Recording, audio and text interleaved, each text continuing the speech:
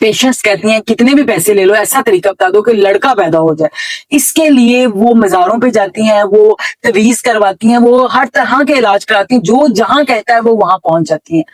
Baby boy को करने के लिए क्या साइंटिफिकली मेथड है, उसी की बात करेंगे। साइंटिफिकली ये प्रूव है कि बेबी के बनने के लिए फीमेल के जो सेल्स हैं उनके पास 2 एग्स हैं, मेल के पास XY है। उस वक्त भी कंसेप्शन के टाइम पर अगर फीमेल का XY मर्द के Y से मिल जाएगा तो बेबी बॉय होगा, लेकिन उस वक्त कंसेप्शन के टाइम पे ही फैसला हो जाता है। लेकिन उस वक्त क्या फैसला हुआ है ये सिर्फ अल्लाह की जात जानती है। इसके लिए कोई ट्रीटमेंट नहीं है, इसके लिए सिर्फ दुआ है।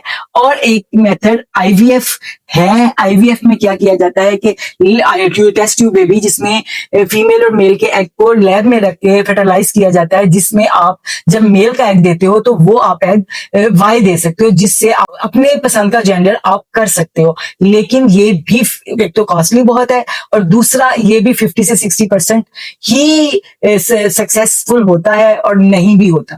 तो इसलिए अपने अल्लाह पाक से दुआ कीजिए, तवक्कल कीजिए। उन्होंने आपके नसीब में बेबी बॉय लिखा है तो आपको मिलेगा।